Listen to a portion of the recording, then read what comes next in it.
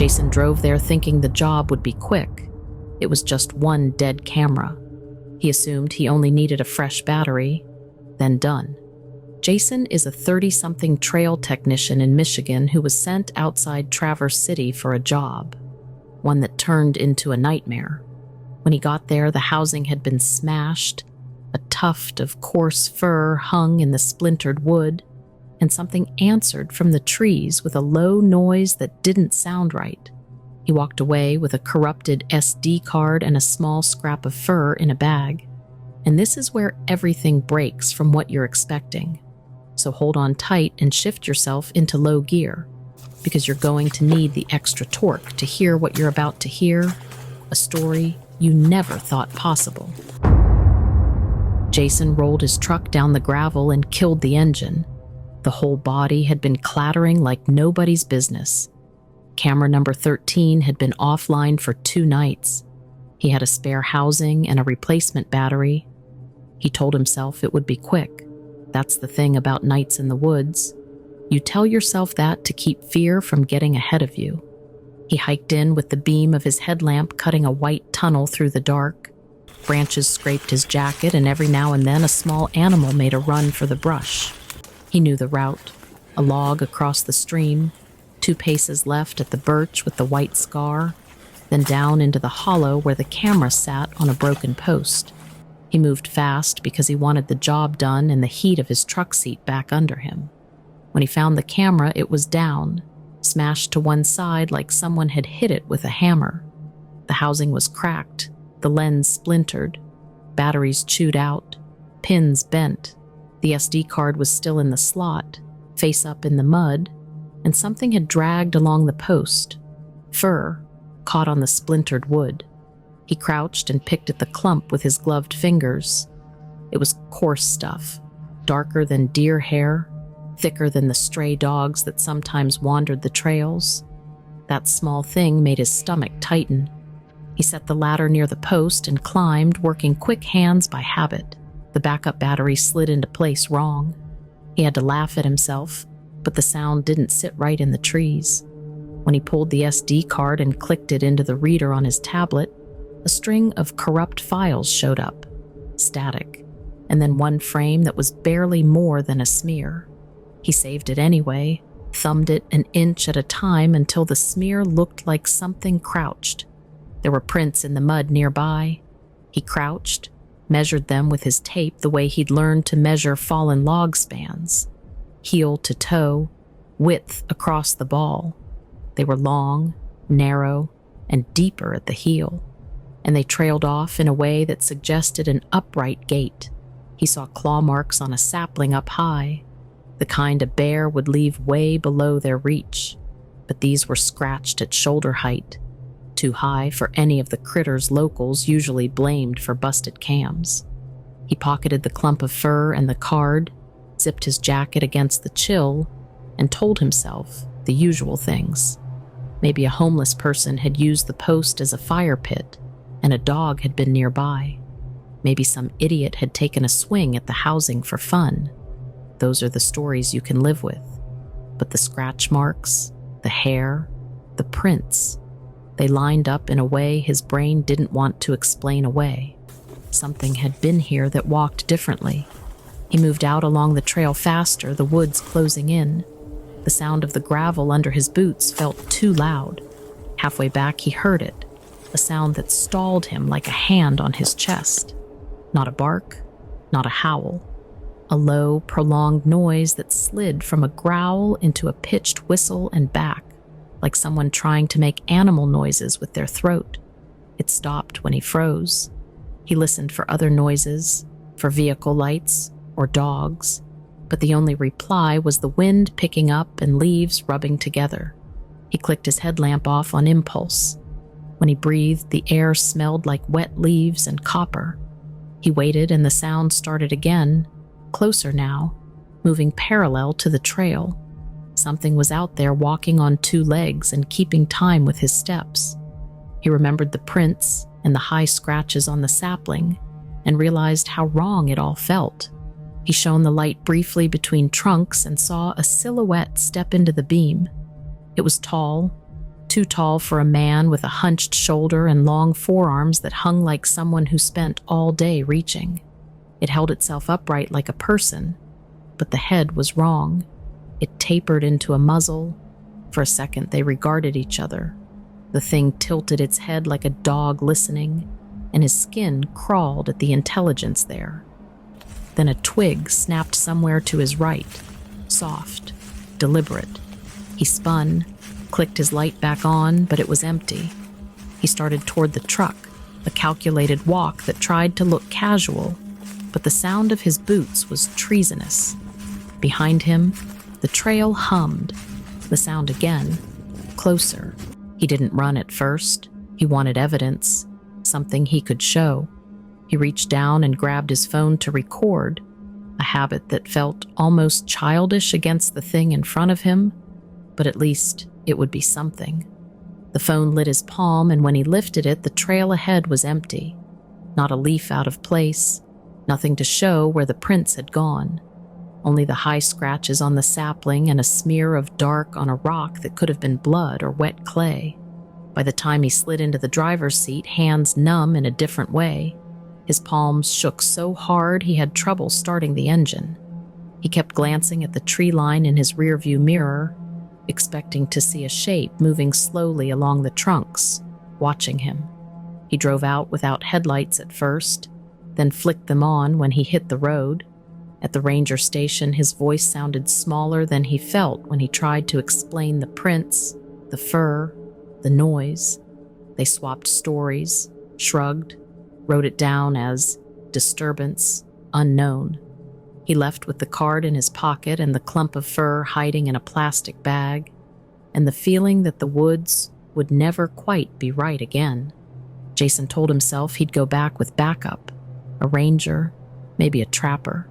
He'd get people to look at the footage, to measure the prints, to find rational answers. He ended up driving back the following afternoon with a ranger and the county wildlife tech, official enough to look right, casual enough that they could move fast. He left his truck at the trailhead this time and walked in light and loud, the way you do when you don't want surprises. The zip bag with the fur sat in his jacket pocket like a hot coal. Daylight made the damage look sharper. The camera housing sheared as if hit with something hard. The post splintered in a way that wasn't accidental.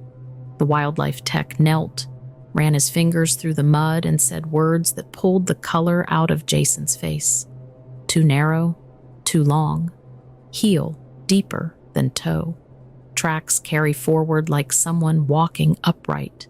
Nobody said, "Not a dog," out loud. They didn't have to. The scratches high on a sapling, the clump of fur, the smear on the rock all fit a pattern he couldn't name. They set a fresh camera in a new housing and left it running on a stubby tree that had a clear view down the trail. Jason volunteered to stay until dusk, said he wanted to keep an eye on things. The ranger drove back to town, promising to check in. Jason sat in the cab of the truck the way you sit when you want to be warm and alert at the same time. He plugged the SD card into his laptop and watched the corrupt frame again. At 10, the new camera pinged. A small thumbnail flashed on his tablet, movement at the trail's edge. He clicked it open. The feed jumped, and his stomach dropped. Something passed upright between two pines, long-limbed and low, moving in a way that read like intent, not panic. The thumbnail froze on a hunched shoulder and a head that tilted with an intelligence that made his throat tighten. He grabbed a flashlight and slipped out of the truck, keeping the trees between him and the trail. The night smelled like wet bark and cold, and his steps were careful but quick. He heard it before he saw it. A breath, a step, then something that sounded like a low question. He caught a silhouette between trunks, tall, shoulders forward, forearms long. It didn't bolt when it saw the light. It cocked its head, as if listening. For a second, the two of them held space like that. Light, shape, a quiet measurement. Jason should have stayed put. He should have called the ranger in on the radio. Instead, he started to raise his tablet. The creature caught the tiny glow and turned, eyes reflecting that pale rectangle, then slid away into thicker darkness. On impulse, it dropped to all fours for a second, a fast, quick motion, then up and gone. He drove back to town with his hands shaking. Over the radio, the ranger's voice asked if he was okay. Jason said yes, but the word felt small. The text called it in as unidentified movement. It went into a folder, into a meeting.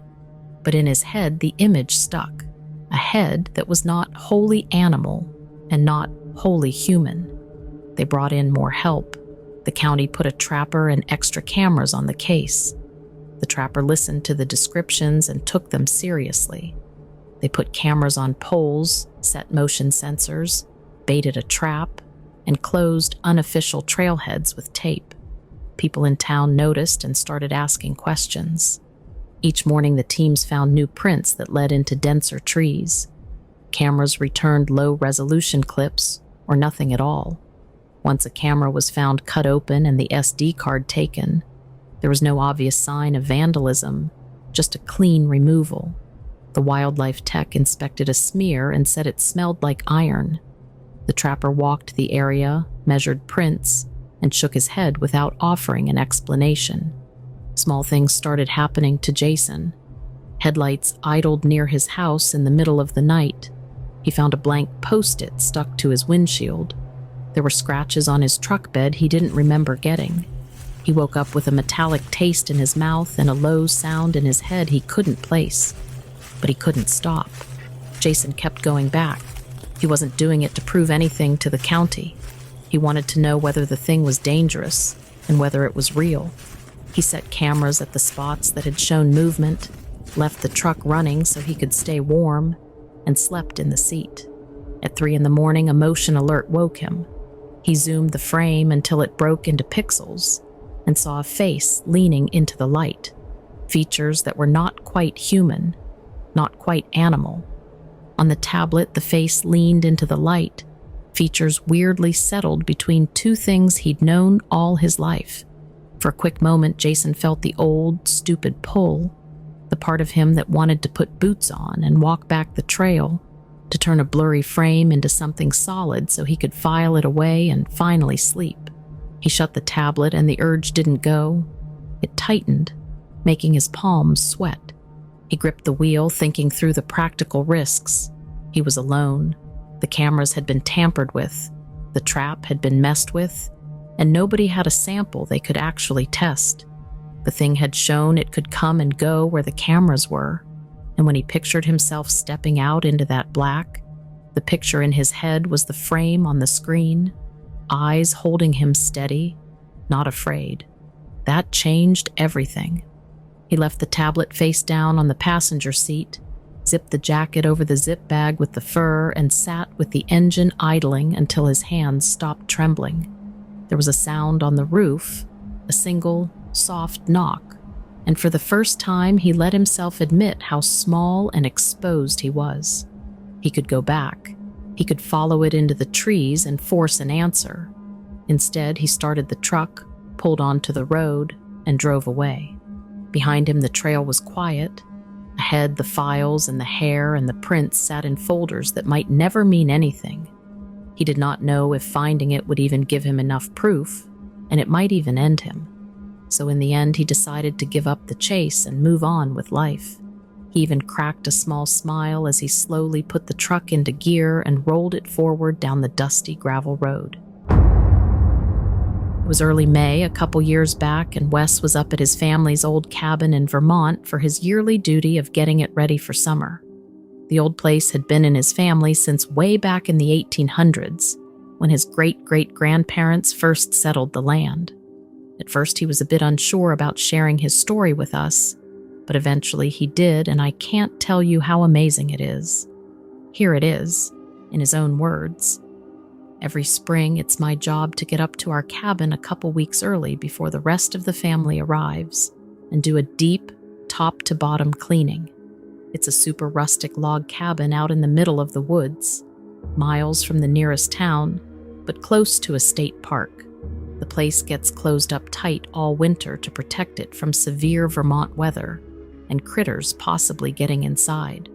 So by May, the dusty old musty smell is unbearable until I air it all out properly. This year was no different. I drove up early on a Tuesday morning, parking my truck at a trailhead that was the nearest spot to the cabin, and then hiking the half-mile or so back to the cabin with my gear and supplies.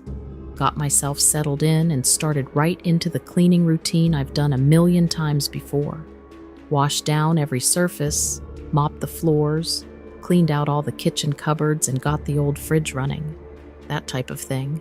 It's mind-numbingly boring work, but it's gotta get done. On the second day there, Wednesday, around 2 p.m., I had worked up quite an appetite with all the scrubbing and lifting.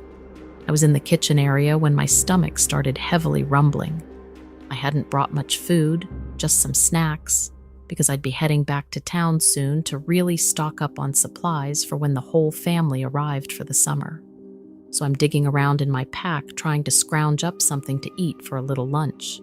I had left the front and back doors wide open to get some fresh mountain air circulating and clearing out that closed-up funk. Through the open kitchen door, I could see the gorgeous spring day outside. Green trees, bright sunshine, a few fluffy white clouds drifting across the sky. As I'm standing there, I started hearing some scuffling and rustling outside on the wood porch. At first, I didn't think anything of it. Probably just a squirrel or raccoon, as they'd often come sniffing around if any food was out. But then this massive, lumbering presence came barreling right through the open door and into the kitchen. I spun around, and there it was, this towering, muscular beast, easily 7 or 8 feet tall, covered head to toe in harsh, matted fur. It almost looked like some hybrid creature, definitely not a bear or anything you'd normally encounter, even in these deep woods. The coarse fur was this ugly, mustardy, brownish-yellow color, with some blackish streaks, too. And the smell, I'll never forget that putrid, rotting stench, like a bloating carcass left too long in the summer heat. It hit me like a truck the second it came through that door, made me gag and my eyes water immediately. Truly one of the foulest things I've ever endured.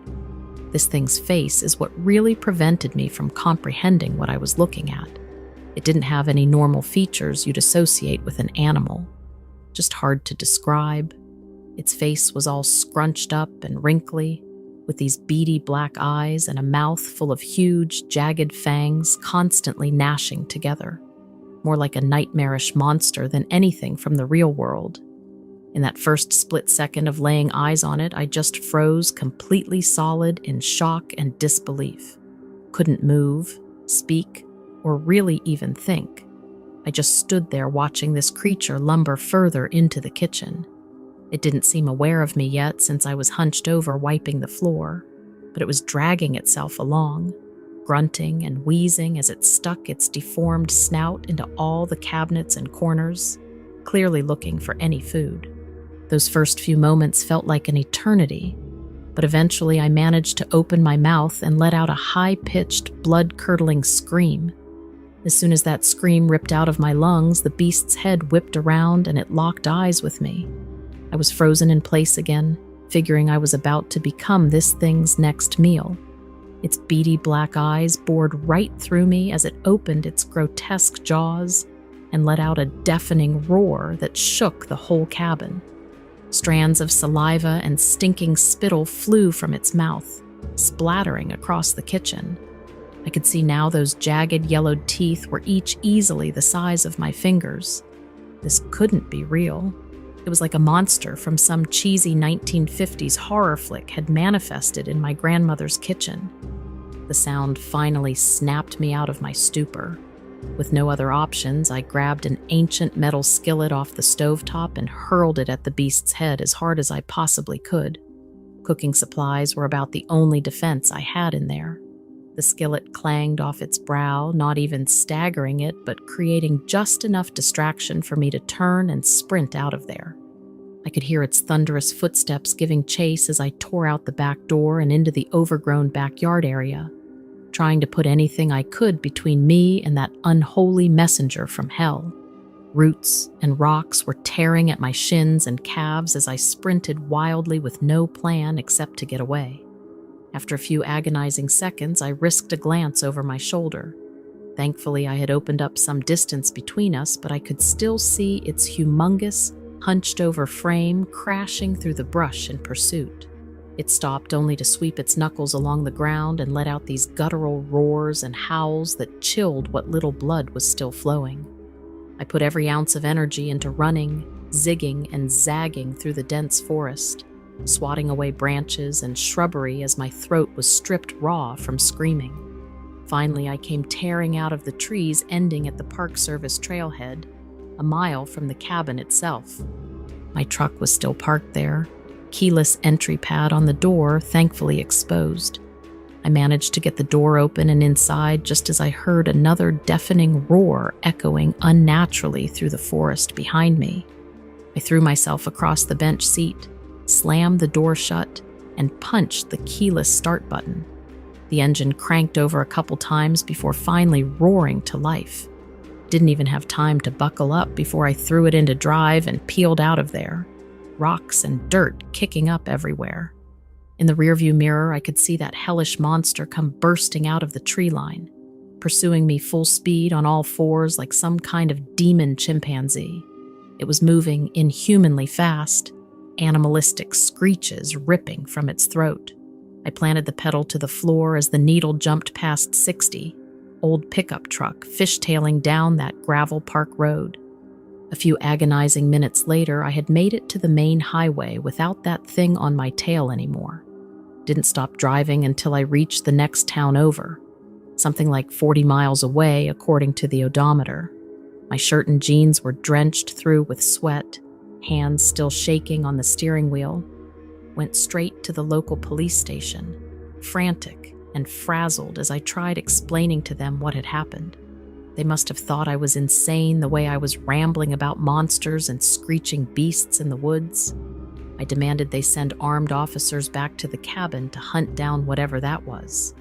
Unsurprisingly, the cops kind of blew me off after taking a report, said they'd look into it, but from their tone it was obvious they just thought I was some hysterical lunatic wasting their time, and I can't really blame them. If I hadn't witnessed that ungodly creature with my own eyes, I wouldn't have believed it either. Once I had finally calmed down a bit, I realized going back to that cabin alone would be a dead sentence. So I found a motel and just kinda laid low for a couple days, basically catatonic from the shock and fear. I must have watched every stupid movie on cable just to drown out the visions of that monster's snarling mouth, burnt into my brain. When I finally felt collected enough to face my family, I went back to the cabin with my dad, brother, and uncle, all armed up just in case. The place had been utterly trashed inside, every surface clawed and shredded up, stinking of that same putrid musk from the creature. Antique family heirlooms and furniture just destroyed beyond repair. But the worst part were these enormous footprints found throughout, easily 14 or 15 inches from toe to heel. The thing's steps had actually cracked through the solid oak wood floorboards in some places, and claw marks were gouged inches deep into the log walls from floor to ceiling. My family didn't quite know what to make of the wreckage, the smell, those footprints. They were pretty rattled themselves. We closed the place up, boarded shut every window and door as a precaution. I never went back to finish the cleaning, and we didn't stay there at all that summer. To this day, I have no clue what I encountered in those Vermont woods. Based on the evidence, it clearly wasn't your standard bear or anything else recognized by science. Yet it was remarkably physical and left obvious traces of its existence. Maybe some long-forgotten outcast of nature, or an extra-dimensional traveler slipping through who knows what rift in the space-time continuum? I try not to ponder the possibilities too much. That path leads to nothing but sleepless nights. All I know is that I experienced the most primal, visceral fear that a human is capable of feeling. I'll go to my grave swearing on everything that creature appeared in my grandparents' cabin that day. Whether I actually escaped one of Hades's hell beasts, a fallen entity, or a relic from the past is anyone's guess. The aftermath certainly proved I wasn't just hallucinating at all, as skeptics have suggested. Some things were never meant for our small human minds to comprehend, and I was forced to confront one such truth that fateful spring in Vermont.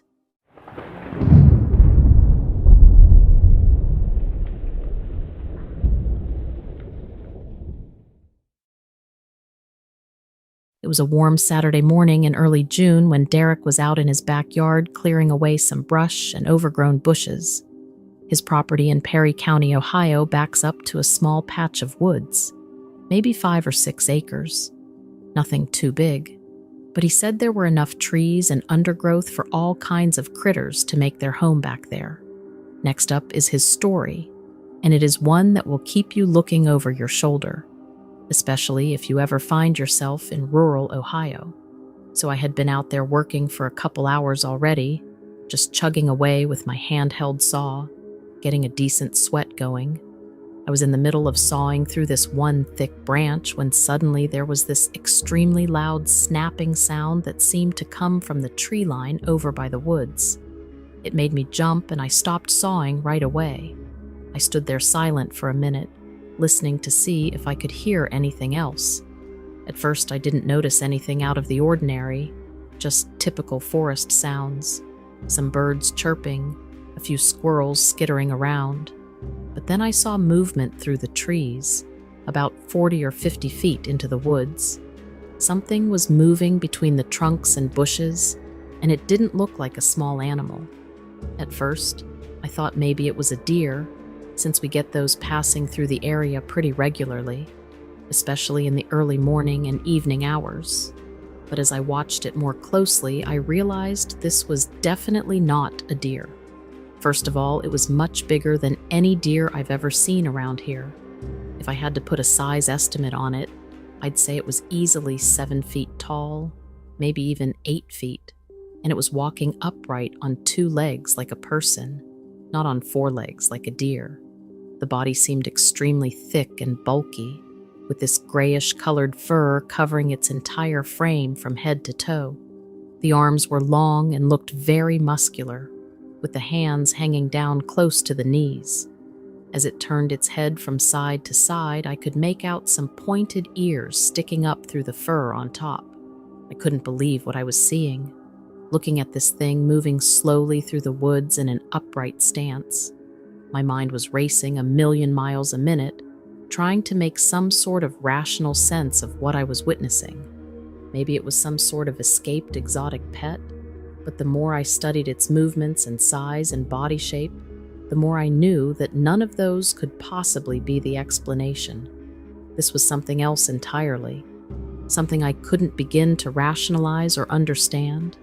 The creature must have sensed me watching it or caught movement out of the corner of its eye, because it suddenly stopped in its tracks and turned its head directly towards me. That's when I got my first good look at its face from the side profile. It looked flat and elongated, with a pronounced snout or muzzle area, rather than a typical rounded human-looking head and face. And the eyes were rounded and seemed to glow this intense, radiant orange color, unlike anything I've ever seen in nature before.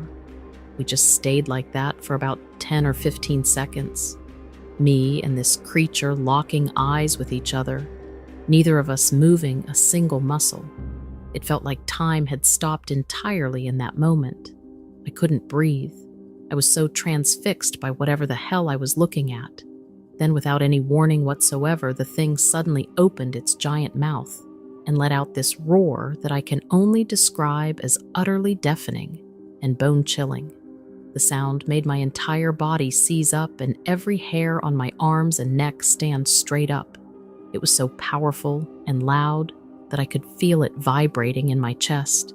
The roar seemed to shake the trees around the creature, causing leaves and debris to rain down. I had never heard anything like it in my life. Still can't get that sound out of my head, as a matter of fact. Before I could even try to respond or figure out what to do next, the creature whipped its head back forward and took off bolting in the other direction. moving at this incredible speed despite its massive size. Within a couple of seconds, it had disappeared entirely into the thick trees and brush, leaving me just standing there in total shock and confusion. I'm not sure how long I stayed after it ran off, but it was a while. My mind was just racing. I had so many unanswered questions and no rational explanations that could satisfy what I know I saw that day. I've lived in this area my whole life and have spent a ton of time exploring those woods over the years. Never once did I ever see evidence of anything like that. Hell, I always thought the idea of Bigfoot or werewolf-type creatures was pretty silly and far-fetched. But now, I don't know what to think anymore. All I know is what I saw with my own eyes, and it has left me scared, baffled, full of unanswered questions. I haven't gone back in those woods since, telling myself I just don't want to risk another encounter. And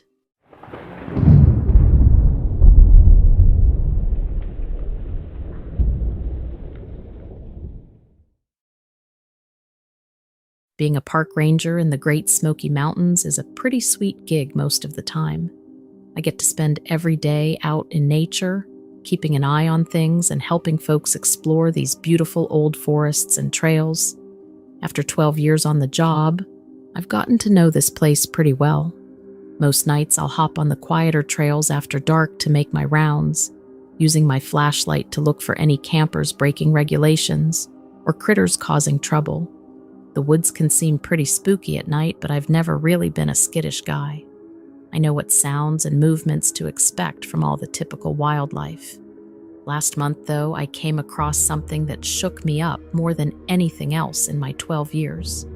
It was around 11 p.m. on a cool October night when I headed up one of the remote trails leading towards the top of Klingman's Dome, the highest peak around. I'd been hauling up that trail hundreds of times over the years, but this time something seemed really off. Not long into my hike, my flashlight beam settled on a massive clump of thick, matted brown fur lying on the trail. It was obviously animal fur, but nothing around here should have been shedding that much at once. I gave it a poke with my boot, puzzled, and spotted more globs of the same nasty fur further up ahead. As I followed the trail of fur, my unease grew when I noticed large footprints pressed deep into the dirt. Definitely not bear tracks. These seemed broadly foot-shaped, but absolutely massive, each one easily 16-18 inches long and leaving a deep imprint. At first I wondered if someone could be punking me by making fake Sasquatch tracks. But these seemed way too clear and defined, not to mention the size. I followed the huge, sunken footprints for around 100 yards, my nerves rattling a bit more with every step, when I stopped dead as I came around a bend. There, crouched down by the creek and shoveling water into its mouth with its hands, was the most unbelievable sight. Some sort of monstrous, hair-covered beast hunched on two big, muscular legs, easily 7 or 8 feet tall. It looked vaguely human-shaped, but completely covered in coarse, brownish hair. Its arms hung down practically to the ground and seemed longer and thicker than any man's. My mind couldn't make sense of this hulking, ape-like creature at first. It was slurping loudly from the creek, seemingly unaware of me, and in that moment, I was too stunned and confused to react. Was this some sort of joke or prank? But by who and how in this remote patch of wilderness? The more I studied it, the more real and solid it seemed. After about a minute, the beast suddenly froze mid-slurp, eerily still, like it had sensed my presence. In that tense silence, with my heart pounding, I slowly raised myself to a full standing position, bracing for the creature to turn and charge. That's when a deafening crunch boomed from somewhere close behind me, like a truck smashing through trees. I spun around, and that's when I saw another one of those massive, hair-covered beasts crashing through the trees towards me. This one was even bigger than the first, easily 9 feet tall, with thick, muscular arms that hung past its knees. It was moving incredibly fast, barreling right at me on 2 legs, snapping trees like twigs as it charged. Without even thinking, I opened fire on the charging monster, but it seemed to have no effect, seemingly just bouncing off its thick fur and hide. The thundering beast didn't even slow down. I turned to run, but massive arms wrapped around me from behind like steel cables. The first creature had me in its grip and began squeezing viciously. I strained against its chokehold, choking for air as I slammed my elbow back towards its face. A deafening roar exploded from the beast as I connected with something solid. Its grip loosened just enough for me to spin around and smack into its head with a broken tree branch. The monster reeled back, roaring in pain or maybe anger. As it staggered, I broke free and ran as fast as I could down the trail, gasping for air and firing blindly behind me. All I could hear were those earth-shaking roars echoing through the trees as I sprinted recklessly over rocks and roots, fleeing deeper into the dark forest. After what felt like miles, I finally outran whatever pursued me and collapsed in a heap by the trail. My hands were trembling as I stared back into the pitch darkness, wondering if those beasts would emerge again. But the woods were deathly silent apart from my ragged breathing. I have no idea what the hell I encountered out there. Nothing about those creatures seemed real or possible, but I sure as hell saw them with my own 2 eyes. And those things were powerful and deadly. If not for dumb luck, I wouldn't be alive right now to try and get answers. I radioed into the station, my voice still shaky from the shock. A team of armed rangers came sweeping into those woods, but we never found a single shred of evidence. No footprints, no fur, no broken branches, nothing. It was like those massive beasts were figments of my imagination, except I know what I saw, so that's why I'm posting here. Has anyone else in these parks or mountains ever encountered anything similar? Creatures that seemed part human, part ape, standing around 8 to 9 feet tall, massively strong and covered in fur? I know how crazy it sounds, but I need some real answers after my horrific run-in. Please let me know if you've got any information, because I may be the park ranger around here, but I have no idea what I'm dealing with that is here and roaming in my woods.